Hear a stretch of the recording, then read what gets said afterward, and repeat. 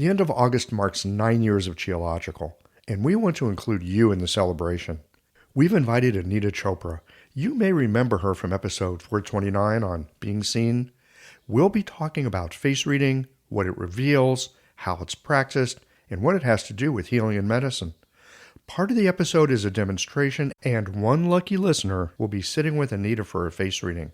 That person will also receive a full private face reading with her after the episode. If you've ever wondered what your face might reveal, here's your chance to find out. To enter the drawing, visit geological.com/celebrate. We'll draw the winner on July the 1st.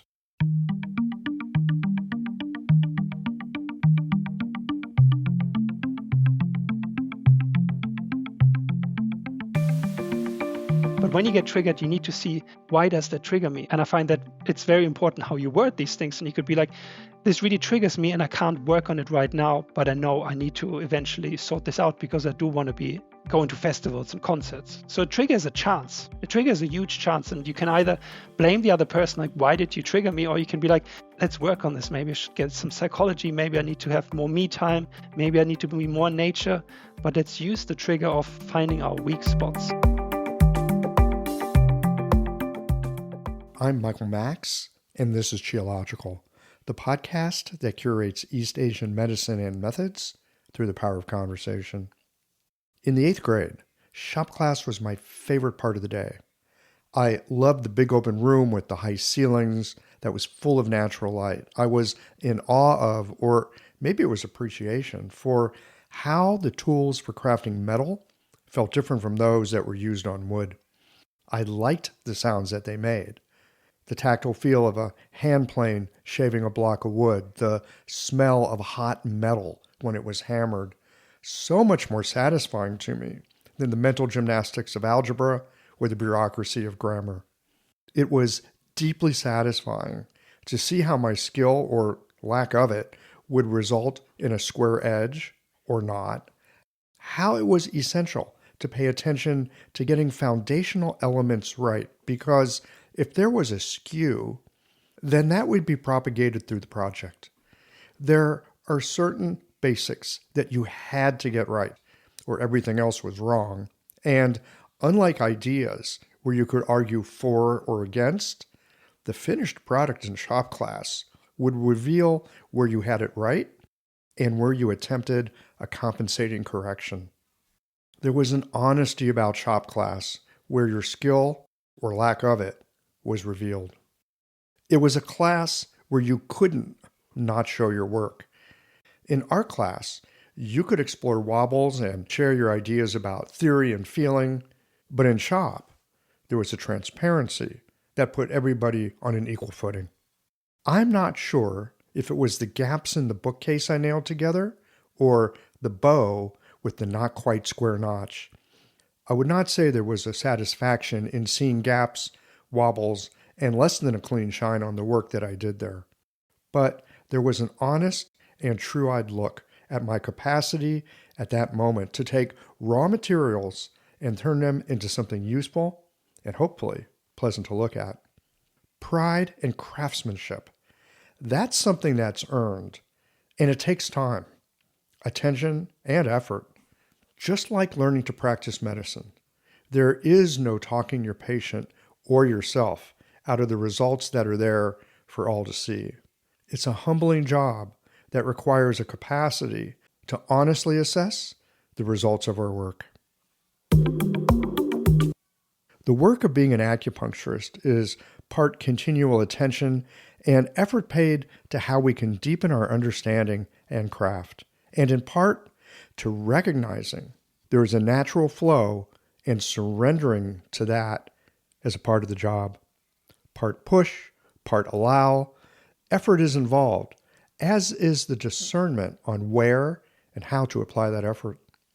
Doing the capital W work, there are both internal and external aspects. Often enough, the source material comes from our own troubles and travails. Refinement, well, that's an ongoing process. In this conversation with Johann Hausen, we discuss internal alchemy, barriers to cultivating the Tao, and how our own self-inflicted choices aren't in the way, but gateways to it. We'll discuss how his time in China helped to provide the material and incentive to find and run Purple Cloud Publishing. As with so many journeys, it doesn't go quite the way you thought it would. And that's the good news.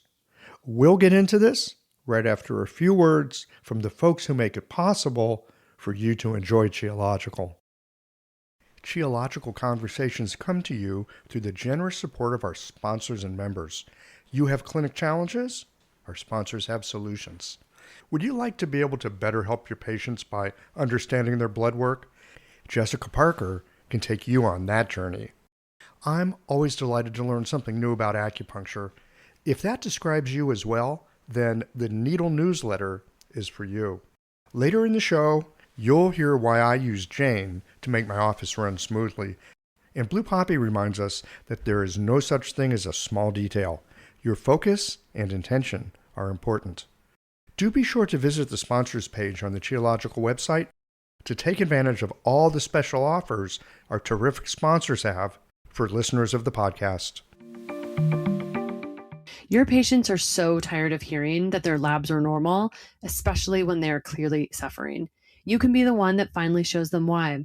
I'm Dr. Jessica Parker. Join my 10-week functional medicine cohort for acupuncturists. I'll teach you exactly which labs to order, how to interpret those results through both the Eastern and functional medicine lenses.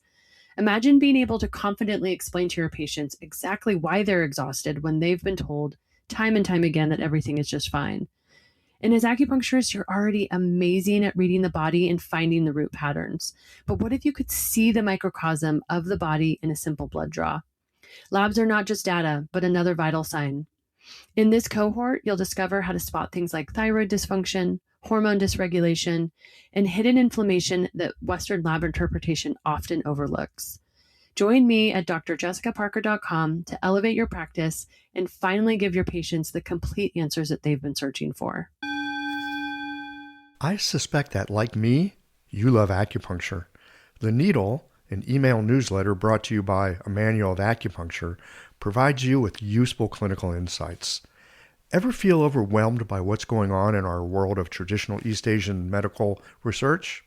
The Needle's fortnightly update not only summarizes findings from the latest trials, but also connects them with classical acupuncture theory and insightfully translates complex data into bite-sized, practical applications. To keep you on your toes, each issue features a point identification quiz to test your acupuncture knowledge, as well as exclusive offers from carefully selected partners like qingselfcare.com. Keep your practice informed and up to date. Sign up for free by visiting a manualofacupuncture.com and click on the Needle newsletter at the top of the page.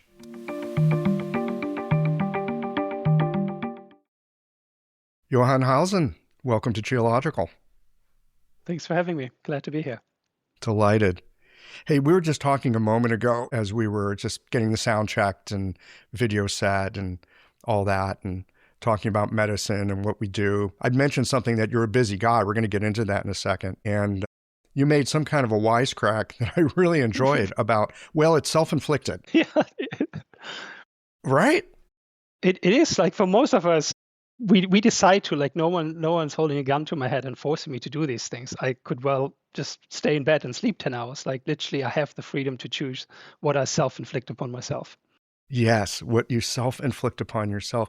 And, you know, there's something that I like about, first of all, it's playful to say it's self-inflicted. But the other piece is there's an element of responsibility in here. Like, who's to blame for what we choose to do with our life? At the end of the day, I think you have to distinguish between, I guess, a Western world or a developed country and other countries where you don't have a choice. But we do have a choice, and I believe we have a choice to study whatever we want. We might end up with some debts that might be a burden for some and not for others, but we have a choice. Like right now, I could go back to school and study law or medicine. There's nothing stopping me. And so that gives you the idea of that you have that choices are really unlimited. And I usually have a little, I guess, a catchword for different stages of my life, and one of them used to be potential. At the moment, it's actually integrity and sincerity, but there's just infinite potential in people. Infinite potential. So you've done, look, you're involved in Chinese medicine. You're involved in more than Chinese medicine. You've touched aspects of the culture through internal alchemy. You've translated more than a few books. Talk about inflicting troubles on yourself. Not to mention having a publishing company. Talk about inflicting troubles on yourself. In a day when people hardly read. We'll get into that. I'm always curious to know what set people down the path that they're on. And in particular, you have delved into some aspects of culture through Chinese culture, ancient Chinese culture, that I'm just guessing didn't have the same kind of opportunities that we were just joking about. Yeah, well, I could just go back to school and study something else if I wanted to. There's some aspects of traditional culture I think you have exposed yourself to that are very, very foreign to the modern practitioner. Yeah, so what set me really on my path is martial arts. I have to go back to my teens, and just like anyone else, I was like, for me, it wasn't Jet Li so much, or Jackie Chan. Jackie Chan was a little bit too silly for me, and Bruce Lee, I just didn't have, maybe I was a little bit too young. For me, it was actually Jet Li and Donnie Yen. And so I saw this advertising on a actually a magazine published by my school about these Taekwondo classes, and my sister knew the coach. He was about the same age. She's 4 years older. And so I went to the club and just made it my second family and my second life, really trained 5-6 times a week and really wanted to see how far I can take it. And I got to the national team, but we have like an A and a B national team. So I was in the B national team and had some injuries that prevented me to competing in the Netherlands, in Paris, and in Tehran, Iran. And so now looking back, it's like that would have been a trip completely paid for, with like just revolving around Taekwondo and doing some day trips. And then George W. Bush called the Iran the axis of evil, and then they deemed it unsafe to travel there. So I actually never competed for the national team. I had the national team uniform. I had the national team, the tracksuit, and I actually never wore it because I felt I actually didn't deserve it because I never competed in it. And that led me to go to China because I felt like I plateaued. Meniscal injury, a cartilage injury as well, meniscal tear. And then I kind of plateaued and I was like, I need to change things up. And so I went to China for really just with a one-way ticket. You could still do that back in the day. And that's how I got exposed to Chinese culture. And it was the only reason why I actually went to China. I was like, should I go to Korea, where Taekwondo is from? Or should I go to China? I was like, China is known for Kung Fu. And everyone said Kung Fu is the cradle of all martial arts. I was like, I might as well go back to the very basics. But I did want to go, I still wanted to continue Taekwondo. When I stepped on this plane to China, I didn't know that was the end of really doing Taekwondo. So you were going to go back to the cradle of where martial arts came from, much in the way that China is the cradle of where like acupuncture comes from. It's all over the world, many traditions, but we know it came from the Middle Kingdom. Yeah. But at that time, I kind of like through the martial arts, to cut it short, I knew how to break things, but I didn't know how to fix things. And I was actually constantly injured. I was always about, is this injury stopping me from training? And if it isn't, it's a minor injury. And so that's how medicine became more interested. Like, how can I get back to a normal health and train to my full potential? Yes. When did you start changing that up for yourself? When did you start moving into how to fix things rather than take them apart? That was in 2006. So after I came back from China, I looked at all the universities because I wanted to study it properly, and then ended up in New Zealand studying for a total of 6 years. First acupuncture and then later the Chinese herbs. But we did learn basic techniques we learned in China at the Five Immortals Temple with one of my teachers, Li Shifu. Like moxibustion. We didn't do so much acupuncture, but moxibustion, fire healing, acupressure, these kind of things. How were you guys using moxibustion? Were you using like the cigar thing or the, little rice grains, or what did they do there? We actually do all of it. So we do our own moxibustion cones, our own moxibustion sticks or cigars, some people call them. And we harvest the mugwort, the artemisia, on the mountain, and we dry it. And so you see the whole process. Is actually really fascinating. And what kind of things would you treat with it? Usually cold damp. A lot of times we treated a lot of times women with like painful menstruation and things like that, and also for injuries to increase the blood flow. Yeah, I would think that'd be really helpful for injuries.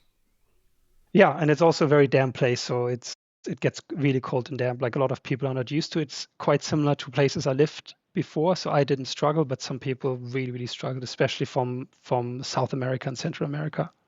Yeah. Oh my gosh. Yeah, I can imagine. I remember living in Taiwan and having trouble adjusting to how hot and humid it was. I'd lived in Seattle for such a long time. Going to Taiwan was just crazy. But there were people I was going to school with, they came from like Costa Rica. Yeah. I had the same in Hong Kong. It was so hot and damp, like you just get used to everyone being sweaty. And I trained at 6 o'clock in the morning. That was the only time it was bearable, but it was still drenched, absolutely drenched. Yeah. You have to take like 3 showers a day. But it doesn't, at some stage, it doesn't help. You just give up and it's like, well, that's just how everyone is. It's just a different way of living, I think. I think it is a way of living. For sure. Watermelon juice helps. Does it?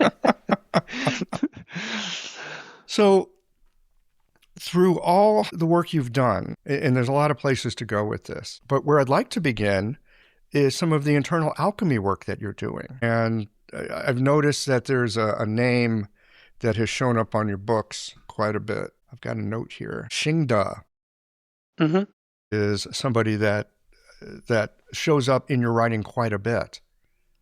Yeah. So that's one of Li Shifu's names. He's got a lot of names because he had a lot of teachers. And I'm actually still in the process of finding out some of them. But this is the name he wanted to appear on any publication. And so what it is, it's a generational name, which in this case is Xing. And then it's a sort of like given name, if you want to think about it that way. And we always call him Li Shifu. I would never call him Xingde. So this was just like an honorific name. No, it's a name given by one of his teachers. I don't know which teacher exactly, but every teacher would give the student a generational name, so one generation below them. I see. Gets complicated. It gets very complicated, especially when teachers are from different generations. You have to be careful which name you use with which teacher, because you can't be on the same generation as your teacher. Okay. So who is this guy, and how is it that he's shown up in so much of the writing that you've done? So this has to do that it's kind of hard to count, but I think it's around 7 years I spent at the Five Immortals Temple in the Wudang Mountain range. So a lot of people, when they think about Wudang, they think about the main temple, and there's actually 72 peaks. And one of these peaks has this small temple called Five Immortals Temple, where Li Shifu is the abbot. And this is really where my publication really revolve around, because I've taken extensive notes. I think it's probably 2,500 pages on like a Word document. And so there's different, I want to say genres, there's different topics, and the content is about different things. So I'm slowly working my way through making available what I'm allowed to make available. And most of the books that I'm working on right now, Li Shifu wants me to translate these. So I'm still working on his list. Okay, so you've been tasked with basically chronicling and distributing. Now, isn't this usually material that doesn't get written down? How is it that you're writing this down? It really depends on what it is. So Li Shifu is I know what I can publish, and Li Shifu specifically told me what I can and what I can't. And I know for his teachers, they told him he's not allowed to write anything down, not why they were saying it, and not when he was back in his room. But he doesn't have the same requirement for us. So I've literally taken notes when we are in personal conversations. So sometimes I've added things that we had that came up when I asked him in private. And I write a lot. So to give you an idea, there's one course where I just spoke with one of the participants, and he was like, I wrote down 70 pages and I'm still working through it. And I wrote 280 about the same course. I write ad verbatim every word, because what I think might be important at that moment, I might actually think is not so important later on. So I don't go through this filtering process. I write everything down, and then maybe over the years, different parts become important to me. And I have a friend, and she didn't take any notes, and I asked her, why don't you take notes? She said, I want to carry it in my heart. And the way I understand that is you are much more in the moment. Like I'm not in the moment. I'm on my paper. I get like pains in my index finger. I literally get an indentation on it because I press so hard, because I have to write fast and shorthand. And it takes you out of the actual moment. But when you go home and you say you have it in your heart, I'm pretty sure she doesn't have content of 100 pages in her heart. You just lose so much. And you don't even have to have a party life. It's just age. You just forget things. And so my goal is sort of preserving this legacy. And I know this might sound a little bit like I'm blowing my own horn, but the 49 barriers, I'm pretty sure no one else would have ever written it, because it's a 3-year project and you have to write crazily and you have to spend like hours and hours sitting in front of the computer. And I don't see anyone wanting to do that. It's lifetime. It's a lot of damn work. It's self-inflicted. It's self-inflicted. Well, you bring up a really interesting point about writing versus being present. I have noticed for myself in the years of schooling that I've done, I generally don't take a lot of notes. And the reason I don't take notes is because for whatever reason, the way my neurology is put together, when I'm focused on writing, I can't hear what's being said. I literally, like whatever's being said while I'm writing, it doesn't come in. And I've watched other people who take notes and they can like hear and transcribe seamlessly. And it sounds like you have that capacity, that you can chronicle in a way where you hear it, you write it, and you're almost like a tape recorder in a sense. Yeah, the funny thing is, and I kind of blame meningitis for that. I used to translate, and then I had someone in the someone participating, I shouldn't say audience, and his Chinese was very good. So I thought I can just copy his notes, and he would like take down all the sayings, because it's actually quite hard to get all the sayings, but then you can look them up. It's actually quite time consuming. And then I looked at his notes, and it was so little that he had taken note of, or I was so lacking in my point of view, that I decided I'd take notes myself. So I was translating while taking notes. So the way that worked was Lishu was speaking in Chinese, I was already taking notes. Then I started translating in English and finishing the notes. And I can't do that anymore, but I literally believe I could split my brain. It's amazing. Like Lishu never said like, oh, you're not keeping up, like stop taking notes. My notes were still better than the people who just took notes, just because I knew the sayings and I heard it maybe before, and I still do it. Like right now, I don't know how I did it, but I'm very grateful I had the capacity at that time. It's interesting, isn't it, when you're in the midst of something and you know you're in the midst of something. You're like working on that project. You're in the middle of that self-affliction that you willingly given yourself and taken on.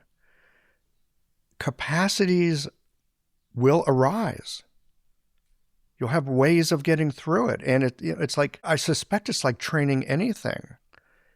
And it's when you push and you're really working the edges continually that you, generally speaking, get better at it.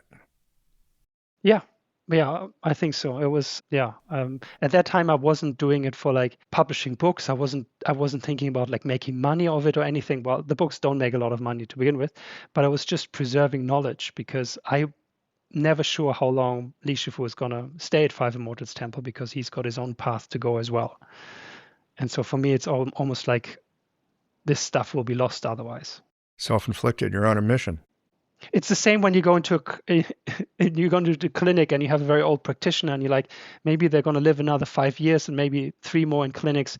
You treasure every single word that comes out of their mouth, because you don't know how much longer you have the pleasure. And we know life is fleeting. And so I guess we should be not taking for granted those moments. Like I've been with Isha for 20 years and it doesn't feel like 20 years. Yeah. Make use of every moment. So do you own the publishing company? Is this your publishing company, or how's this work? I founded it because... You founded it. That's a lot of work. Yeah, and I don't think I'm honest with you. I don't think I'm the best for it, just because I think some people are good leaders, other people are good followers. But the problem with publishing is, and right now we don't have a lot of people publishing Chinese medicine. We have, I'd say, Singing Dragon, and maybe Shambhala, a little bit of Daoism, but a lot of people have disappeared. The Chinese medicine database is defunct. Eastway Press? Eastland is, I think... Eastern Press.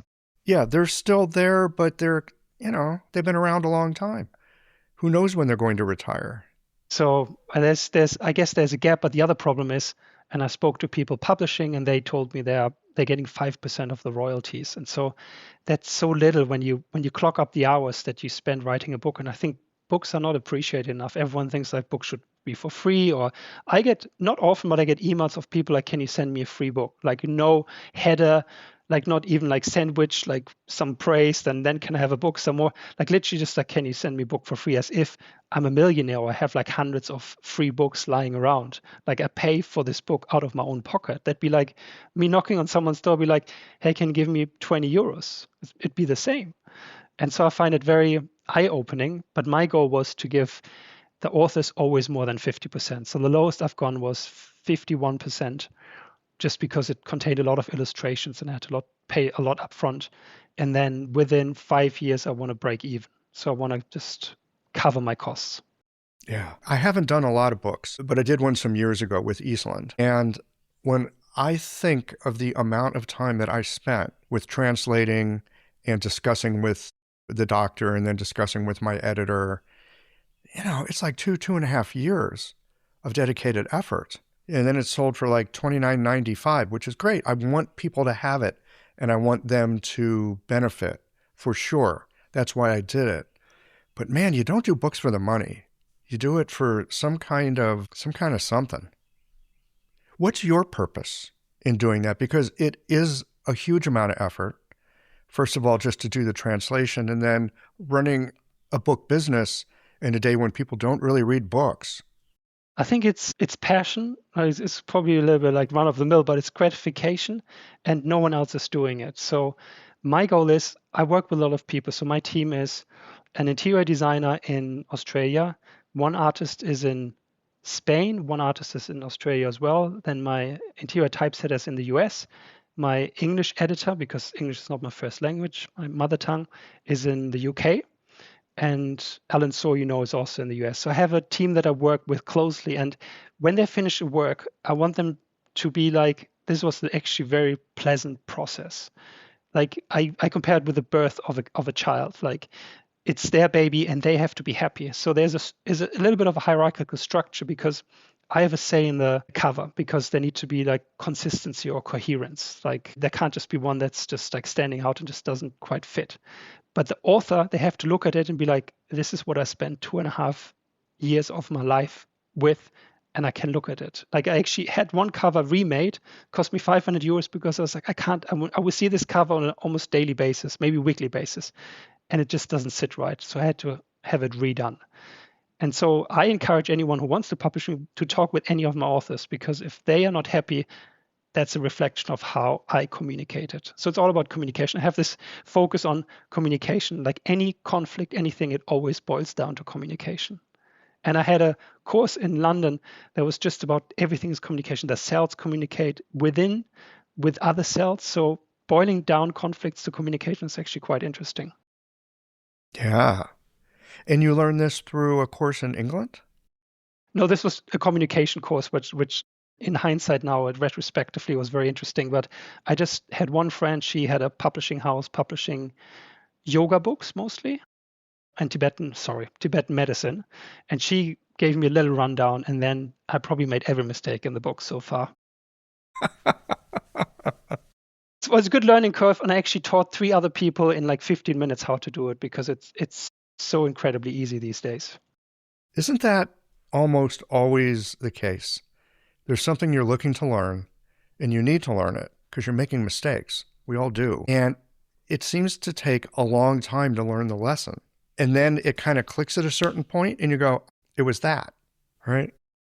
And then hopefully you never make the mistake again. So now I think the machine is running quite smoothly, I'd say. And I'm actually maxed out because just of how much one person can do a year. And I think 12 titles a year, I can't go over that. And I don't want to because then... That's a lot. Yeah, the maximum, like that'd be 1 a month. And they usually all happen in the same week. This is the other problem. They're not spaced out well. Yeah, that's that. Universe being generous with you. But everything is in change, so I enjoy it now. I really enjoy making covers and seeing the final product. But who knows, maybe in 2-3 years I say I need to do something else because it could become an attachment. And yeah, my goal is like when people see a title and it's from Purple Cloud Press, they know it's quality just because of what I'm trying to stand for. And so they're like, I don't know this person, but I know it's going to be definitely quality and worth purchasing it. Yeah, that's a wonderful thing to build up. Hey, I wanted to ask you about that 49 barriers to cultivating the Tao. I looked at the Chinese for it, right? 修道40关. 49关, yeah. 49关, yeah. So it's more like repairing the Tao. How did you come up with 49 barriers? as opposed to repairing the Tao's 49 gates. So the show is Xiaoxing, which commonly in Daoist books is translated as to cultivate. But you're right, the actual idea is to repair a road. This is the base meaning of it. But it's usually always the meaning is to cultivate. But then cultivation for a lot of people has to do with agriculture. So we go into the nitty gritty of translation choices here, into the weeds of how you're translating a term. It's kind of fun in a way, isn't it, to try to get what does it mean both within the context. Like you were saying in Daoist terminology, it's more about cultivation. You know, and in everyday language, it's more about like fixing a road, repairing a gate, you know, fixing what's broken. But again, repairing is in a way like a cultivation path where you see like where your mistakes, where your transgressions or your wrongdoings, and you're trying to fix it. And it is actually explained in the book how this show as a base meaning means to repair. If you've listened to this podcast for any length of time, you'll know that I'm a fan of having a small business. Running an acupuncture practice indeed requires attention to detail when it comes to managing your office. And that's why I use Jane to run my clinic. It's not just the excellent EMR or online scheduling system, both of which are a backbone to my practice. Jane also allows me to automate patient communications. They love getting text and email reminders from me, which helps to reduce no-shows. And because I choose the language for these communications, patients think I sent the message myself. They like that personal touch. I'm impressed with how flexible and scalable Jane is. From a small clinic to multiple locations and services, Jane can help you to organize the business side of the house. See how Jane can help you too by visiting jane.app/demo. Sign up for Jane and use the code CHEOLOGICAL to get a 1-month grace period on your new Jane account. Can you tell us a little more about what's in there? It sounds, I haven't read the book, but the title really caught my attention. So the 49 Barriers, first of all, is the most successful book of all the books I've published, and I didn't expect that. But what it really is, I think it's I've got two books. One of them is The Arts of Taoism, which is more practical in nature. And then the 49 Barriers is the theoretical framework of Li Shifu's teachings, I would say. And so these are barriers to overcome, usually attachments. There's one very big one about love or affection. And then there's the base text, which is from Louis Ming. The original text is actually called the 50 Barriers. And he condensed them to 49. And 49 is a good number because it's 7 times 7, which is a good young number. And it's also a ritual after death is done for 7 weeks, once a week, so for 49 days. And so really this is like, I think, the crystallization of points that Li Shifu tries to bring across. So we have the original text from Louis Ming, and then we have a commentary of Li Shifu. And then I ended up with an appendix, and the appendix got bigger and bigger that I almost was up to 49 chapters. So I made it into book 1, book 2, book 3, and each of them have 49 chapters. That's why it's so humongously thick. And I think the commentary of Li Shifu is really, I guess, the jewel or the crystal or what I'm proud of, because it really explains them in modern analogies and metaphors and makes it just so much clearer how to apply that in everyday life, because obviously an old text is quite removed just by the years that have passed, the millennia. And I think if I could choose the last book to take to Deserted Island, it would be The 49 Barriers, because it's a life's work of refining the self, or refining the character, which is the basic foundation for internal alchemy. Like, you have to refine your character in society. So I guess I couldn't do it on a deserted island, where he compares this character with the pebble in the sea, and through the waves, which is society, becomes round and smoother. So what that means, you need challenges in order to refine yourself. If you're by yourself on an island or in a cave, you'll be like, I'm so enlightened, like nothing is bothering me, like I'm great with humans. And then you actually go amongst people and you realize I'm actually not that far. And I'm not sure if you know the story of this shepherd going into the mountains, and he finds this hermit in a cave, and he's like, wow, you're up so high, and how long have you been here? And he's like, decades, and I've achieved so much. And then he turns around and calls back and it's like, you're an idiot. And then the hermit like storms out of his cave, like, how dare you call me an idiot? I'm such an enlightened being. And then the shepherd says, you don't seem so enlightened, because when you're by yourself, you might think higher of yourself than you actually are, because you can't prove it in interaction with other beings. That makes you wonder about the people that crawl into a cave for 13 years and meditate. Maybe they have refined the self to the best of their ability, but do you know the movie Samsara? There's two. One of them is with music by Philip Glass, which is just imagery, and the other one is about a monk in, I think it's supposed to be in Laos or Ladakh. And he goes into a very good movie, my favorite movie, and he goes into a cave and he comes out and everyone is praising him for having been there for a long, long time. And then he realizes that his desires come out, and he actually leaves the monastery to have a normal family. And then he also realized that this is the world of the red dust, and then conflicts arise, because then he longs again for the simple life in the monastery. So this book is about cultivating ourselves within the life that we find ourselves, within society, within family relationships, within the obligations that we are entangled with. And funnily enough, one of the barriers is the demon of the book, because you can get attached to books. And so eventually you should just get rid of all your books, because once you know what you need to know, you can just dispense with them. Yes, but the really good books I've found, they change as I change. I come back and I read them somewhere in the future. And because I'm bringing a different me to that book has something else to say. It's all about stages. As long as the book has to teach you something, that's maybe not the time to get rid of it and let go of it. But I guess maybe the analogy of a cookbook is easier. Once you know how to make any kind of dish, now I can think like spaghetti bolognese, you don't need a book for it anymore. It has served its purpose and can serve someone else. Yes. Well, and the other piece of it, and I think we see this all the time, is you take a book and you say the book is the truth, and I'm going to live by the truth of this book. And instead of using the book as a mirror, you use the book as an instruction manual. Mm-hmm. You know, I mean, a lot of very fundamentalist sorts of religions, the book is the word of God and a story. Mm-hmm. Mm-hmm. As opposed to the book is a reflection of these curious creatures that we happen to be. Yeah, you definitely have to have a thinking mind as well, for sure. Honestly, Johan, there are times I look at some of the books that we have that are classics, and maybe just because I'm not a scholar and I don't have that bend, but sometimes I feel a little oppressed by them. Like if I can't fit my thinking into Suwen 5, then I'm broken somehow.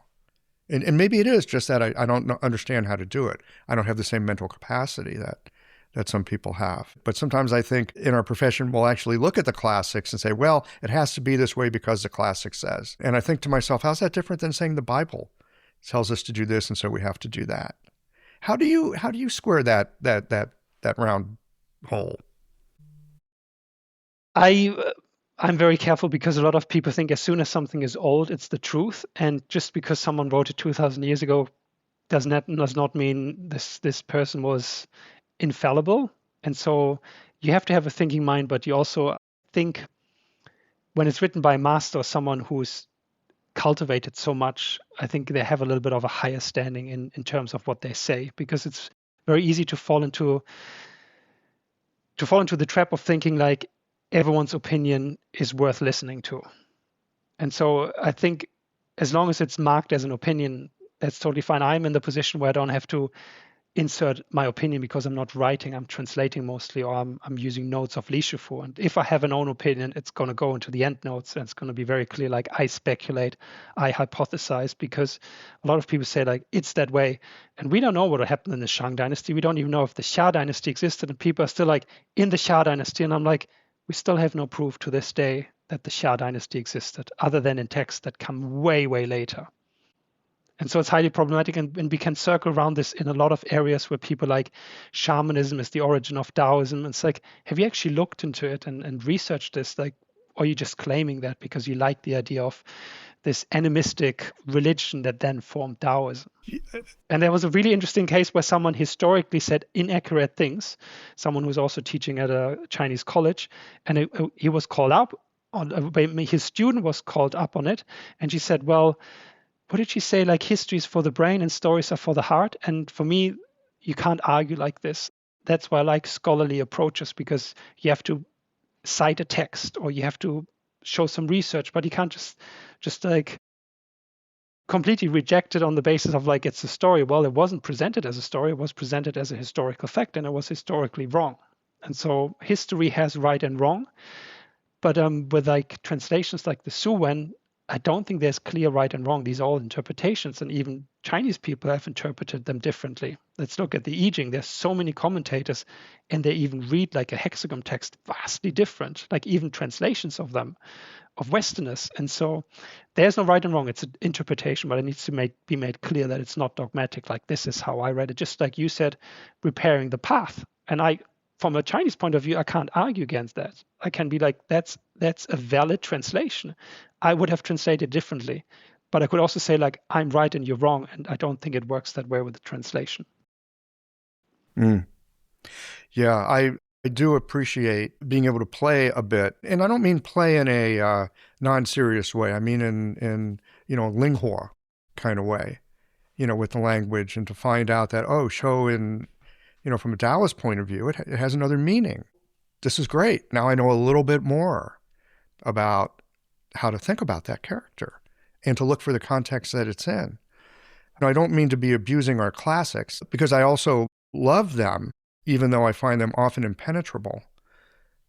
Sometimes it's that part that I don't quite understand yet that keeps drawing me back. Like I just don't quite get that yet. And one of the things that I have enjoyed, again, I'm not a scholar, but I guess I'm an avid reader. I really enjoy commentaries where people have taken the same passages and, much like me, maybe they don't quite get it, or they have an opinion about it. Like you were saying, you put your opinions in the back and call it out. The commentaries are a fantastic way through time that doctors have shared their thinking, inserted their opinions, argued with each other, argued with dead doctors over the centuries. And those conversations are alive in the commentaries. I think it's a phenomenal aspect of our medicine that really brings a richness to it. Totally. It's like gold dust, I would call it. It's like, it's beautiful. Gold dust. Yeah. So I'm curious to know a little bit more about internal alchemy. It's nothing I've really studied. I've heard the term. I've heard people talk about it. It's been referred to. In my own mind, I try to how's internal alchemy different than certain kinds of Qigong? Can you give me a little primer on internal alchemy and how that might help me as a practitioner, if at all? Basically, we circle back to the right and wrong. There's different ways of it being seen. And this starts with the idea of immortality, which now has been changed to transcendence. And this is the word Qian, which is a human being on a mountain, interestingly, because the mountain is closest to heaven. And I remember someone saying, I don't even want to be immortal, because then I just have to relive what I'm doing now for eternity. And this is a little bit like thinking immortality is the way it is now, just without dying. And this is not how it's described. You're a transcendent being that can materialize and immaterialize, and you won't have thoughts of like, I need to eat or I need to go to the toilet. None of that. So I thought that was quite interesting viewpoint of how this might pan out.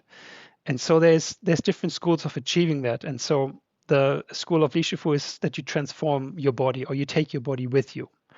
And there's a story, it's in the 49 Barriers, where you can go to a market and you can actually buy cucumbers and you can take them back to a different place. So it's really a form that I'm obviously not at, and I'm just talking about it. And Li Shifu, at that stage in this internal alchemy course, always says like, treat it like a story, because it's so far ahead, it's kind of like not worth going into incredible detail. But what he does go into incredible detail in the courses in general is the setting the stage. And this is really drawing your circle as small as possible. And the circle represents your ego. And this is about doing good deeds in life, in society, which ties in with karma. So you The analogy is that you have a bank account and you're in debts, and the more good deeds you do, the more money you put into your bank account until you're on the plus side eventually. And so that's why the 49 barriers is the basis and foundation for internal alchemy. And it might take you 30, 40, 50 years. Lishoff always describes it like this. And then if you do it well, if you actually go past these 49 barriers, what follows afterwards can be very fast. And where it usually happens, it happens in seclusion and it happens in meditation. And that's meditation 24/7. With really, it is a circling, what they call the microcosmic orbit. The Chinese word is actually xiaozhou tian, and xiao means small, zhou is a circumference, and tian is heaven. So orbit is okay, micro, it's just a lesser orbit. But it's not just thinking about your mind going up and down and eventually you're going to become an immortal. It's not that easy. It's incredibly hard. You're going to be haunted by demons. They're going to know exactly what you long. And the idea is that getting into the heavenly kingdom, Lishoff says, even sideways is very hard, and you can't get there with a backpack. We sometimes talk about a cross we carry from past experiences, and you have to let go of everything, even the people you love, anything you desire, any attachment. And attachment is also an interesting concept because we can be attached to a lot of things, and a lot of people don't realize that as soon as we like something, we dislike something, and that's when it becomes an attachment. And I had discussions about attachment. As soon as we like something, we dislike something. We bring dislike into being by liking. Yeah. So it's a dichotomy. But if someone is like asking you to take your shirt off and just walks away with it, and you're like, sure, I have no attachment to it, then you're not attached. But as soon as you like good food, once you don't have it, you dislike that state. So it is an attachment. Attachment doesn't mean it feels good at that moment. If I say I can't give up my books, it is an attachment, even though they might actually help me. Even if I say I need to run 10 miles a day, it is an attachment. It's healthy. There's unhealthy attachments. But when you walk through that door in the heavenly kingdom, so like just to say it a little bit flippantly, someone might stand there with like running shoes, like, don't you want to run the last 10 miles? And so whatever you desire the most, whether that's sexual desires or material desires, it will wait for you at these checkpoints because the demons know what you desire and strive for the most. And that's what the 49 barriers are good for, to really grind yourself in society that eventually is just like, take it is okay, don't take it is okay. And the last barrier is the barrier of life and death. And Lishoff talks about Buddha who was ready to give his life away to the demons. Like, my life, just take it, no attachment. And that's when he became enlightened, or when he became Buddha. He was Shakyamuni before. This attachment thing sounds insidious because it's it's also the thing that, as I'm noodling on this here with you, it's also the thing that gives us so much meaning. Yeah, totally. It's crazy. It's really crazy, but that's why it's so hard, and that's why immortality isn't something you achieve overnight by just meditating for 7 hours or something like that. You literally have to give up everything you love.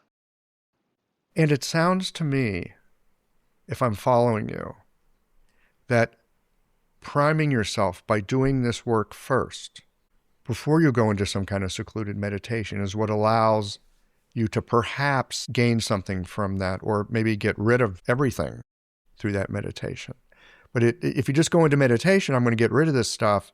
Yeah, good luck with that. The shepherd boy comes by, and you're a raging monster. But if you live your life and you work at these 49 gates and make some progress with it, then later that can potentiate the changes. Yeah, and that's why this process is divided into such a long preparation time. I just remember another analogy. I was like, you have to prepare the boat. You have to get all your provisions. You have to get a compass. You have to make sure you have got enough water. Otherwise, it would be like jumping on the boat and just like halfway through the ocean, you realize, I actually don't have enough food. I need to go back. And I think that's actually a good analogy of how hard this preparation is. And you see this in other texts too. The Bible, when turn the other cheek, it's non-attachment. You don't want to fight. You don't want to reprimand the other person. You're just like, I don't care. I give you the other side. And Lishoff always talks about Jesus being one of the greatest healers and being enlightened. Like he uses the Buddhist term as well, or someone who achieved the Tao. So the turn the cheek isn't nonviolent disengagement. It's not being attached. Yeah. Like I don't care if that hurts my other cheek. I just don't have any emotions attached to it. I'm not angry with you. I'm not sad. It doesn't stir anything in me. I'm still like the like the pond that has no ripples on top of it. But a lot of people want to jump to the meditation, and I have two teachers in the States. I think you interviewed Josh Painter as well, and Jack Schaefer. And so everything they do is, so these three teachers, they all go at this foundation, the fundamentals of sincerity, of doing good deeds. And a lot of people are like, yeah, but how do I transform, and how do I get superpowers? And that's an attachment too. And this is the idea of, you have to have the wish to become immortal, but then at the very end you also have to let that go. But we have to have a driving force. Like you can't get there by just being like, this just happens randomly, even though there is this sudden enlightenment, this idea that it can happen at any moment, which I also think is really fascinating. But yeah, we setting the stage to what they teach, and this is in line with Li Shifu and Jack and Josh, of being a good person. And I come from martial arts background. I used to scan people and see like, how do they square up to me? Like, how good is their martial artist? How flexible are they? How fast are their kicks? And I've completely moved away from that. I'm interested in, it doesn't matter what you do. If you're a healer, you can be a very good doctor, but not a good person. You can be a very good martial artist, but not a good person. And you can be a very good ritualistic Daoist, but not a good person. Like, I'm judging people of how have they set the foundation, because if you don't have this foundation of sincerity and good-heartedness, you're going to be that hermit in the mountains for sure. And I'm on that too. I'm grinding my pebble in the ocean, and I'm very happy to do it. That's why I'm in society and not in the temple. I've heard that in the Jewish Kabbalistic tradition that young people are not encouraged to study Kabbalah. After you've had a livelihood, after you've had a family, after you have had some success in the world, after you can work with the world, okay, now you can go inside and work on these other domains. And I think what I'm hearing you say with these 49 barriers, it's a way of working in the world with our, we call it a mundane life, but actually, if you're looking to do a little, I don't want to say self-improvement, because that's like such a modern thing. But if you want to work your rough edges off, pebble in the ocean, as you were talking about, and round off those rough spots, nothing like a marriage or a job or a child or an economic downturn or, even a noisy neighbor to help you out with that. Yeah. So this is what these were called source material. So everything is a source material. And I remember he had some really source material. I love it. really annoying students, like Chinese ones as well. And I was like, why does he keep them around? And then I realized they are the source material for people like me. And I once said, I can't stand this person. It's very difficult. And he said, if you can't stand this person, I'm going to give you 100 of them and put them in your room. So if you can't, this again, everything triggers. So people a lot of times say, you triggered me. Like we are supposed to avoid triggers. I have a different stance. A trigger shows you where your pebble has a rough edge. And it might not feel nice because it's painful, and I acknowledge that. But when you get triggered, you need to see, why does that trigger me? And so when we use words like, I was in a crowd of people and they triggered me, it's like people have some insight. They actually say, I was triggered in this crowd of people. It wasn't the fault of the crowd. It was something in me. And I find that it's very important how you word these things. And you could be like, this really triggers me and I can't work on it right now, but I know I need to eventually sort this out because I do want to be going to festivals and concerts. So a trigger is a chance. A trigger is a huge chance. And you can either blame the other person, like, why did you trigger me? Or you can be like, let's work on this. Maybe I should get some psychology. Maybe I need to have more me time. Maybe I need to be more in nature. But let's use the trigger of finding our weak spots. Source material. I'm going to use that. No, seriously, Johan, that's very powerful. Just thinking of all my own complaints and like, oh, source material. Oh, that puts me in a different relationship with the things that I'd just like to erase if I could. And I think about a number of my patients. There's a phrase that I've been hearing people say lately. This is at least popular within a number of people within my practice. They're upset and they're frustrated at the source material that's coming at them. And the phrase is, I just can't. And then they stop. And I'm like scratching my head, like, can't what? Where's the verb? Yeah. Right. But I think it is very much a way of saying, this thing bothers me. I don't even want to look at it. And some people twist that. I think you have to be very careful when people are in an abusive relationship. It doesn't mean they have to endure it. That's not what I mean. But I mean things that shouldn't really cause a strong emotional reaction. Let's say someone knocking on your door, or a little bit of noise of the rubbish truck, where you put 100 people in the same situation. Everyone's just like, it's the rubbish truck. They're doing their job. I want them to pick up the rubbish. And you get triggered by it unreasonably, or being in a crowd of people, or being in an elevator. And so you have to distinguish between needing to change your situation. Maybe you have really loud neighbors and they're so loud you can't sleep. Maybe then you want to move. I'm not saying you should just find peace and try if you can sleep through it. So we have to distinguish, and this is whether there's social injustice, sometimes you have to do things about it. And this is a lot of times Daoists are called like, they don't take a stance. So they're often asked like they should take a stance. And actually in history, often they have been advisors of emperors, because they do want to change things. They do want to change the world, and there's no better place than being with the emperor. But there's also the other side where Daoists just ignored the summons of the emperors. Like we're asked like 3 times, the emperor comes to them, bows down, they give a little bit of an insight, and then they're like, okay, now leave me alone. I have no interest to being at the court or at the palace. And so there's lots of paradoxes in Taoism, and this is one of them. Maybe the Taoists go into society and they trying to change the world, and then eventually they retreat or withdraw into their quietude and stillness again. For us everyday folk, Lao Bai Xing, maybe we're not Taoists. We're just trying to work our life out. I'm curious about the discernment between, it's just a garbage truck, let it go, versus an abusive relationship where I need to change my life.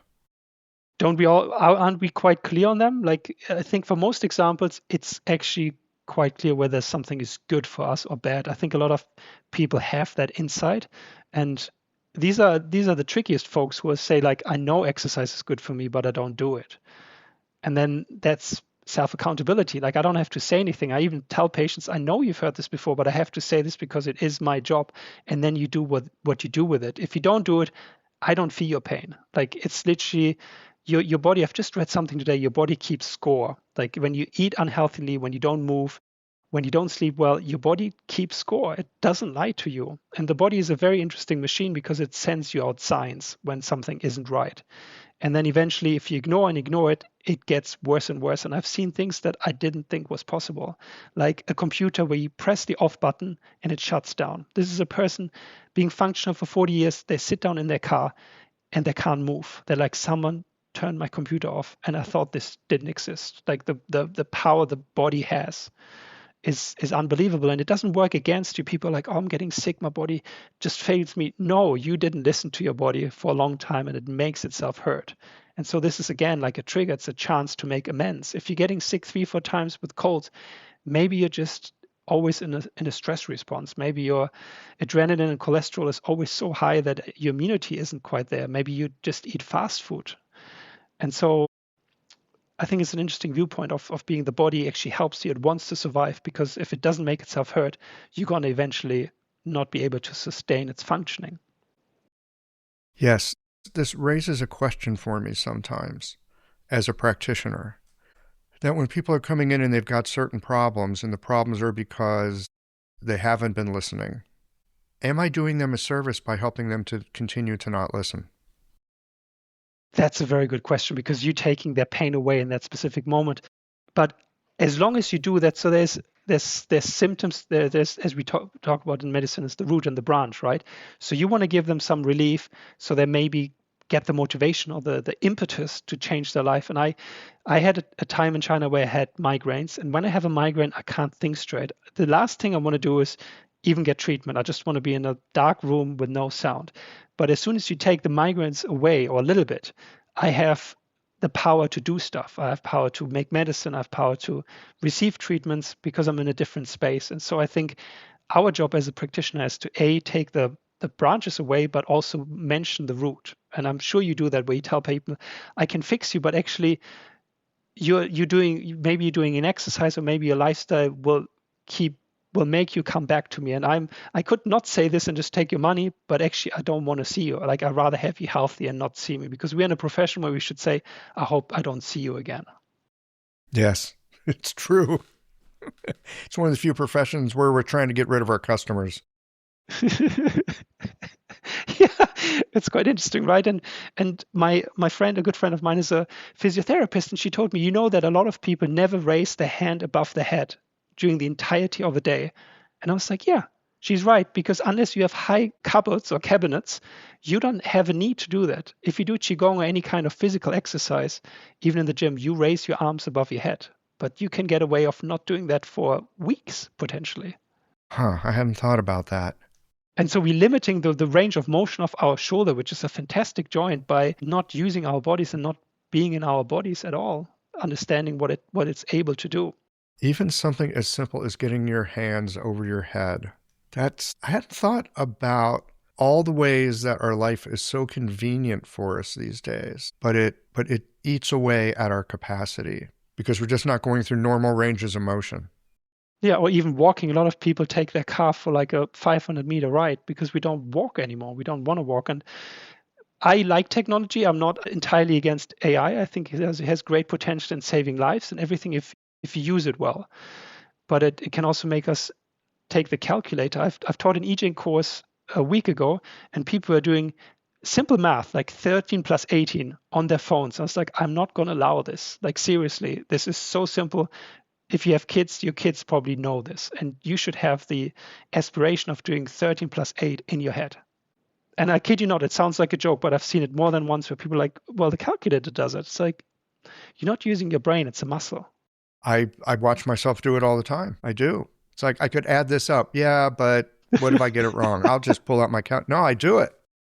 I guess if it's for like paying someone, it's different than doing like, well, I guess it's the numbers. If it's like 235 plus 489, you would have to do that on the sheet. But like really simple numbers, yeah, I think everyone should still be able to do that. And what we do in an adult life, we usually have a routine. So we don't need to think so much. We know what we do. We know which points to use after we ascertained a pattern. There's very few people who still learn poems by heart, memorize them, or learn a new language. And so by the time you're 25, until you're dead, you can literally get by on just autopilot. And that will make your brain not think for like decades because you're not learning anything new. And usually when we learn something new, we want to be masters straight away. It's like, I can't do this because I'm not good at it. And then they stop. In clinic, there's no such thing as a small detail. The needle you reach for, the formula you prescribe, the moment you choose to listen just a little bit longer. Your patients place their trust in you, and you deserve to place the same trust in the tools that you use. At Blue Poppy, they hold their products to the same standard that you hold your care. Herbal formulas crafted for efficiency, needles that perform the way you expect them to, clinic essentials that arrive on time. Because when your tools are dependable, your focus stays where it belongs, on your patients. No guesswork, no compromises, just steady support behind the scenes. Blue Poppy, the choice of practitioners since 1982. So you bring up the word master, which I feel like I have a somewhat conflicted relationship with these days, because there are people that are incredibly masterful. But I also, just in watching our profession, and really even just watching my own mind, there's kind of a fetishization of the masters. And at the same time, a desire like, well, I should be a master, right? If I'm going to do this, I should be a master. And honestly, Johan, I'm not even sure what constitutes a master at this point. I know that in my practice, I'm aiming at being a competent everyday practitioner. Maybe I could aim at being a master, but I'm not even sure in the age of AI and Google and something that you just said about, can you do simple math in your head? Or are you pulling out your calculator for it? You could sound really knowledgeable because there's a lot of information that's at our fingertips. But I don't think that makes you a master. What actually makes someone a master? Well, it's very difficult. I think it's culturally different too, because you probably know in China it's the word shifu. And I have heard people call the taxi driver shifu. Shifu. Yeah. which I don't do because I don't think driving a cab is a specifically skillful event. But I understand when like a chef of a restaurant, when they come and it's a really good restaurant, you call them shifu because they have mastered the art of cooking. So it's not limited to martial arts or religion. And in the German language, when you become an apprentice, whoever you study with, that's your master. So it's actually a very common word too, in a way. And that doesn't mean they're the best at what they do. They are good at, for example, I don't know, upholstery, or they're good at they're good cobbler or what have you. And so it's much more commonly used in China than we think. But I think it has sort of taken up a little bit of a sour note because a lot of people call themselves master. It's like there's no qualification that you have to go through. It's not like you have to sit a test or an exam before you call yourself a master. I leave it down to people when they decide they can call themselves a master. I personally don't have a need for that. It's not something that has ever driven me. In some capacity, when I teach, I'm a lauscher. I'm a teacher. And at the end of the day, for me, it's not an attachment. But there needs to be some hierarchy, I guess, when you teach, so you can actually keep a little control of the room. Just like when you heal people, when you kind of cross the line of healer and the healed or the patient, they might not listen as much to you. And so in my previous clinic, because I was employed, they asked me to wear I had a dress code because they wanted me to wear white coat. So it's like they listen to your advice. And in the clinic I'm working now, there's no dress code. I can treat in a hoodie. And I don't think that the patients listen less to me. They're actually less scared. And they're like, this is also a human being. Like I want to meet them on eye level. And so I think it's just a personal choice, but I don't think there's any pressure to really call yourself a master. Yeah, I think it's taken on a very bad connotation, to be honest. There's a case of a person, Wudang, used to be an English teacher for one of the biggest schools. And then he saw all the gold in forms of foreigners coming in. And English, Yingyu Lauscher, he became a master overnight because it's not a protected title. And started his school, makes a ton of money, but he was just an English teacher. He hadn't mastered the art. It's very basic. And so, yeah, you have to, I guess, see for yourself what's the background and what can someone really provide. And I think then it's just a form of respect. I get that. And I actually enjoyed calling cab drivers shifu because it felt like a little joke. You know, you're a cab driver, master.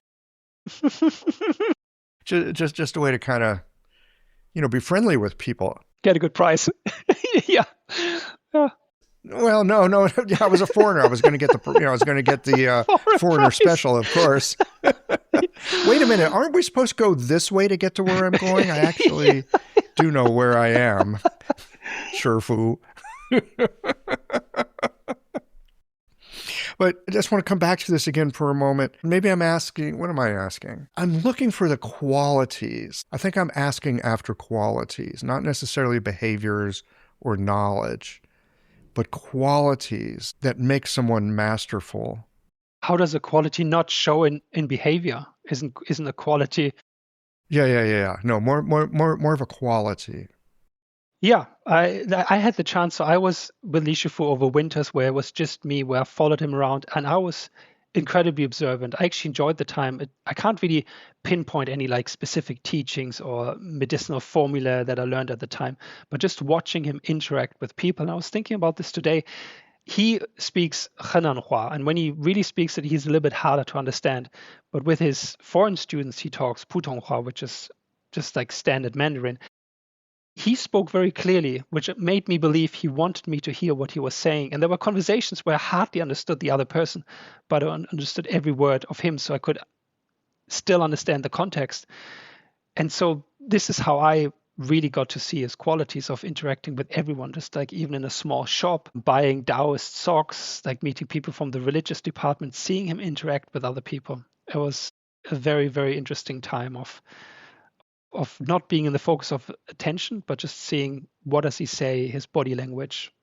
And this is how I think you see the qualities. You have to spend time with someone. And that brings us back to sincerity, integrity. Is this a good person? And I think most people know what's good and bad. It's not so hard to judge, to be honest. Like everyone's like, oh yeah, there's certain situations where people do bad, but they think they're doing good. And you have that in some movies or even with politicians, they have difficult decisions to make. But for us in everyday life, most of the times we can say this was a good deed or this was a bad deed.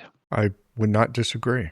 But then there's obviously other things where people, there's a little bit of a gray zone where people like, where person thinks they promoting Taoism, but I think they're promoting their own opinion. And then people are like, well, but they're getting exposed to Taoism. And then I'm like, but it's not really traditional Taoism. It's their own take on it, which is very individual. And when you follow that line, you get an individual mishmash that eventually will lose tradition within 50 to 100 years. So yeah, it becomes a little bit difficult because I'm a traditionalist and I get into discussions where people are like, yeah, but you have to see it from someone living in modernity and in Germany, and you have to adapt this. I don't think that Taoism or Chinese medicine needs to be adapted because the human body hasn't changed much. When you read the Huangdi Neijing, the first chapter, it's like we are just in the same mess that they were more than 2 millennia ago, I think. And it's still totally applicable. And when someone from Korea comes to your clinic, you're not going to treat them differently because they still have 2 hands and 2 feet, and the organs are in the same place, and the meridians are so too. So if one thing hasn't changed, then it's the human body and the human psyche. And so it would be different if it was like rocket science. That has changed vastly over the last 15 years, probably. This is something I noticed, especially with the rise of social media, that things that have been traditional, or even, I'm going to say, traditionally like Western medicine. There's all these people now on TikTok or, whatever. I'm a Buddhist, I'm a Daoist, I'm the TikTok gynecologist. I've got a patient who, I'm not kidding you, we were having a discussion and I said something about, I can't remember what all it was, but I said, actually, that might not be a good idea, and here's why. And I explained the Chinese medicine thinking behind it. And she says, oh, that's not what my TikTok gynecologist says. Maybe I should think about that. And, we're both laughing here at the moment, but it's sad, really. It's really sad. But it's there, and it's a piece of modernity, and it's a part of what our pebbles are rubbing up against. Sometimes highly irritating. Like someone, well, I've got this Taoist tradition. I know what Taoism is. And look, I've got a feed that's got 2 million followers. So that proves I know what I'm talking about. But does it? Yeah, highly problematic. And I do get triggered and I do comment on things, but I have in mind that people can be misled. Like someone can tell you, well, this is Taoism, this is Chinese medicine, and then you follow it for 10 years, and then you might be lucky and be like, I actually realized it isn't, and then you wasted 10 years of your life, and life is just way too precious. And I'm not saying what this person says cannot be of value. I'm just saying it's not traditional Taoism. Just like with history, I will say this is historically inaccurate, and we can have a discussion, but I can back it up. I can give sometimes 100 texts. For example, there's one famous person who says there's no visualization in Taoism. It's just an untruth because the Shangqing Taoism is full of visualization. And so he could just say, there's visualization in Taoism, but I think it's not of use. And that would be totally fine. But if he denies its existence, then that's historically inaccurate because we're visualizing Lao Tzu, we're visualizing body deities, we're visualizing all sorts of people and deities. And that's why I feel the need to speak up. And well, again, you can argue that's a trigger, and I should just be like, keep my quietude and stillness and peacefulness. But then I feel like other people are misled, and that's why what I do is all traditional. Like when my editor comments on stuff, it's like, can you give me evidence of this? Do you have any research? Then it takes me half an hour for an endnote, but I do feel I have to do that. Evidence-based medicine, evidence-based Taoism. All evidence-based, as you said, like you have to back it up. I remember one lady I studied with, she was asked, how would you treat this person? And she said, I would treat the heart. And my lecturer, really good lecturer, he said, why? What are the signs and symptoms? And she said, because I feel it. And he said, that's not good enough because we're doing pattern differentiation. We don't treat based on feelings. And there is a little bit of, I guess, creativity with treatment, but you can't just say I treat the heart when there's no signs and symptoms backing that up. Just like if someone says I treat liver qi stagnation, you're like, what are the signs and symptoms? If they say, well, this morning I saw a green tree, I personally agree that's just not good enough. Like just like a doctor can't say I'm going to remove the gallbladder because this morning I had a bitter taste in my mouth. It becomes very arbitrary and random. Yeah, we need more data points, especially for practitioners. for sure. I'm just thinking, just over my life, 10 years down a path that then you look at and you go, maybe not, because, live long enough and you'll go down those paths. You'll get mistaken. You'll follow something that doesn't pan out the way you thought it might pan out. I think that's probably also part of the process, if I'm following you correctly. That's called a side door, but how many of these side doors, if we talk about 10 years, can you go in your life? Like, it's eventually gonna be like, oh, I walked too many side paths and now I'm missing another 20 years to walk the straight path, or the true path, as they call it in Buddhism.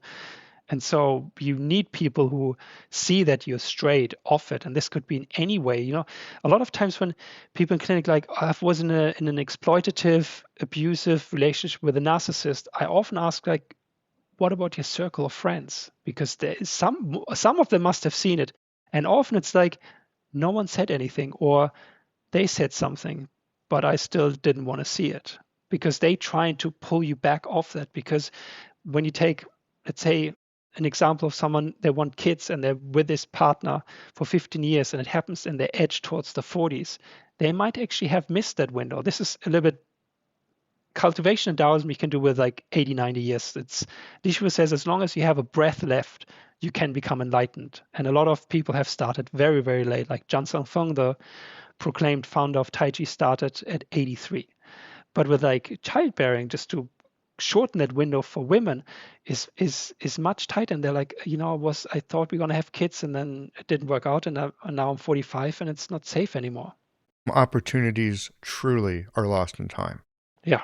Just like for me competing in the national team, even if I went back to training like 2 hours every day, it's just my body will not be able to compete with these 20-year-olds.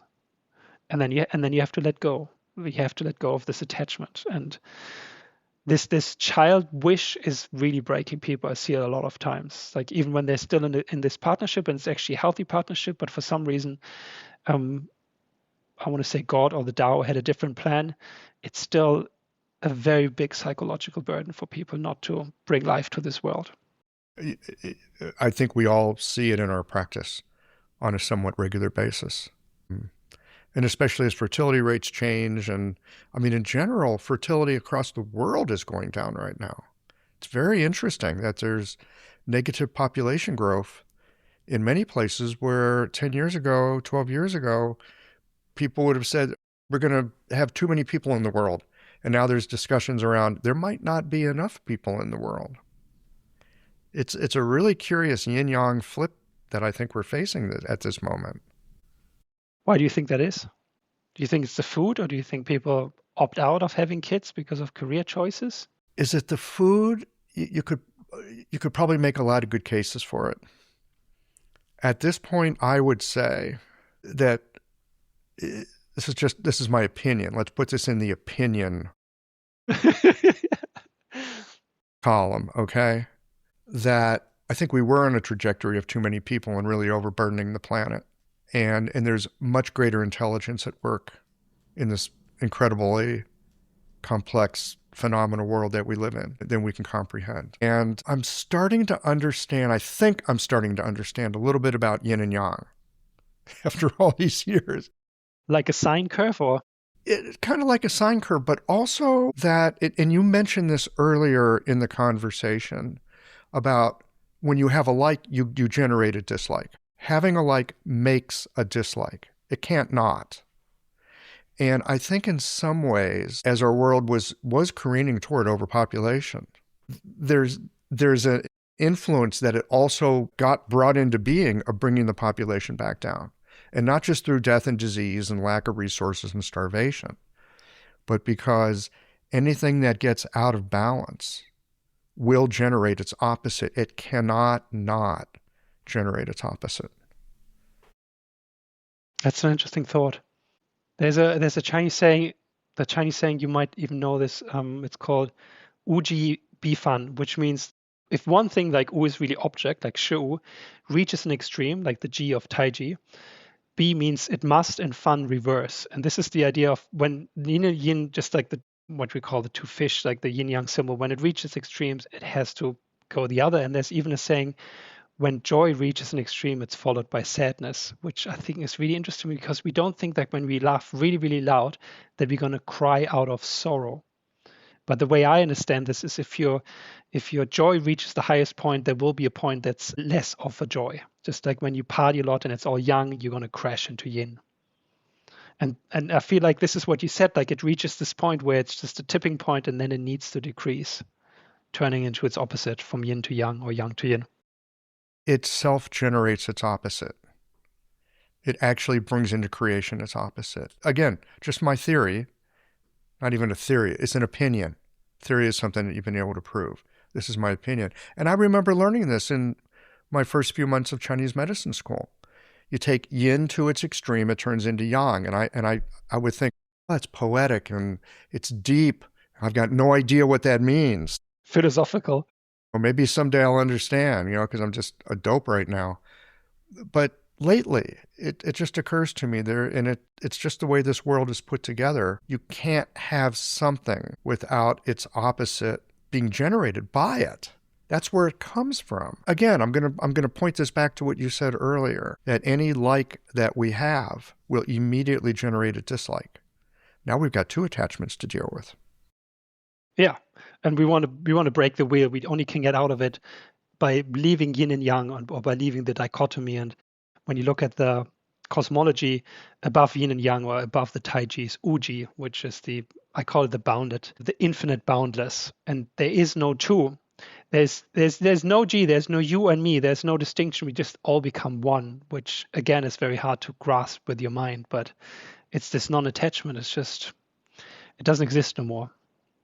It's reversing in Taoism. You want to reverse this cycle from birth to death by going counterflow, this idea of niching, to go against the flow, or countercurrent, as Matthias Daly calls it. Tell me more about that. It's the idea of post-heaven and pre-heaven. So once you're born, and there's different ideas of when this cutting off starts. So some people believe it's when you cut the umbilical cord because that's your connection to pre-heaven. Some people say when you take your first breath, you plunge into post-heaven. And the idea in Taoism is to reverse this process and go back into pre-heaven, into this Uji or non-dichotomous state. Sometimes in Chinese they just say bu'er, which is absoluteness. It's like not two. It's so simple, but it doesn't work in English. It's not two. It's not even saying oneness. It's like it's not two. or non two maybe. So it's so simple. Buar. Wow. Well, thank you. You've given me a lot to chew on. It's been a pleasure. Buar. I'm going to have to think about that more. Johan, before we wind it down for today, I'm just curious to know what interesting projects you have on the back burner that we might be hearing about in the near future. So this year, I actually wanted to do less book stuff, but it just doesn't let me go. It's more self-infliction. And so in this internal alchemy courses, I've typed everything up. It's a very big book. I don't have permission to do anything with it yet, but there's certain parts that I can do things with in form of publications. And so there's a map called the internal landscape map. It's quite famous, the Neijing 2. And so I'm turning this into a little booklet, which has swelled up to 200 pages. I just worked 8 hours on it today, I think, because there's lots of questions, just like you asked, like textual references, like what does it mean? There's lots of concepts from Buddhism and even Christianity thrown in. And so everything needs to be researched. I've got 80 pages of endnotes to go through where the opinions are also contained. And then I started an I Ching series, and I'm doing the second part of that, which is about the 9 sages who were involved in really developing the I Ching. And I found this term 9 sages, and then I found out who they were. And then I went into a journey in researching and how they were interested and how they contributed to the I Ching. And both of them I want to finish this year if I can, but it's a lot of, again, I just underestimate the work. When people ask me like how much work is it, I always tell them triple it, and you get near to what it really is like. Tripling it sounds optimistic, actually. Yeah. But then at least they're like, oh, okay, at least they're not like totally surprised and gobsmacked when they realize how much work and time goes into it. And then other than that, I'm teaching infrequently. Recently, I've taught the I Ching quite a bit, a healing system of the I Ching, and we started Purple Cloud Education, where we have some courses and others are in planning. Chinese medicine, I don't think we have a course yet, but we have one of the 49 barriers in French actually, and 2 calligraphy courses of my calligraphy teacher. And there's a Dagong, which is like an iron shirt Qigong course at the moment that we've branched into. What do you do to relax? I meditate and I do calligraphy, I would say. But that's the part that I have to work on because I'm very much on the go. And I speak to people like, if you had the chance not to sleep but have the same energy levels, like good energy levels, would you choose it over sleeping? Yes, I would. A lot of people say 90% or more say no because I like sleep. I get a break for myself. You would give me 8 hours more of living. If you live 75 years and you sleep 8 hours a night, you lose 25 of them through sleep. I understand why we need to sleep, but I don't think it's a very enjoyable activity because I'm just knocked out. And then I wake up and I had weird dreams and I can keep going. I could learn more languages. I can watch more interesting documentaries. There's so much to do. And people are like, I want to give you 8 hours of my life. Just throw it away. I hear you. Well, I guess this is part of your cultivation. Mine too, for that matter. Yeah. A lot of things can be seen through a cultivation lens, like even translation work is cultivation, some belief. And yeah, but we need to find this relaxation time where we do nothing, where we just, there's really interesting sayings in German. One of them is to let the soul dangle. Another one is to let the number 5 be an even number. Let the number 5 be an even number. Yeah. And the third one is let God be a good man, which I also think it's just telling that we need to work on that yin side more than anything. I've worked with a lot of burnout patients, so it's very interesting. I had a lady, she worked 120 hours a week. So that's 7 days a week, and it's around, I think, 16 hours a day. And when she, after 6 months in a clinic, in a psychosomatic clinic, she said, I just want to go back to working 120 hours. It's unbelievable. She defined herself through the 120 hours. She couldn't go shopping. She couldn't cook. She would go home. She had a boyfriend. He would do everything and sleep 7 days a week. She lasted, I think, for 4 months, and then their body pressed the off button. I was like, we can't do it that way. And she loved what she was doing. This is important. Like, we both love what we're doing, but just because we love it, it doesn't mean we have unlimited energy at all. It just might take a little longer than hating what we do. I get it. I do the stuff I love to do too. And because I'm attached, I want to do more of it. So maybe that sleep part, my friend, is practice for letting go. The only rescue. The only rescue. All right. Well, good luck with the practice. True. Very true. All right. Take care. Thank you. Self-inflicted. Thank you.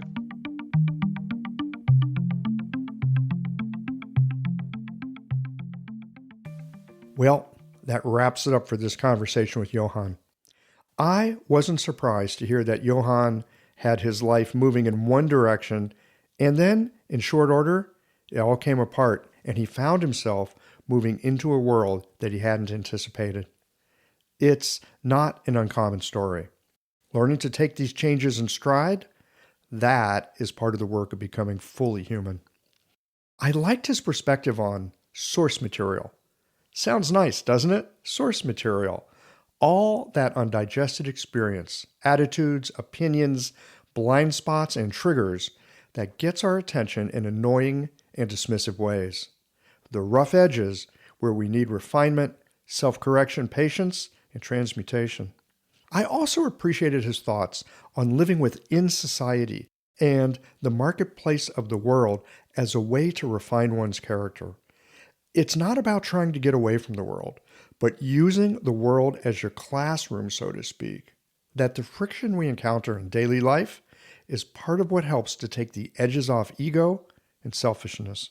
And as we discussed in the 49 Barriers to the Tao, there are attachments that we all have. It's not that they are wrong or bad or that we're incorrect for having them. It's the human condition. And there are ways to work with these, not by getting away from life and society, but by living more fully into it in a more fluid and refined way. Finally, that the world presents to us a yin-yang duality. There is the possibility of touching on that pre-heaven state that's, as the title of this podcast reminds us, not to.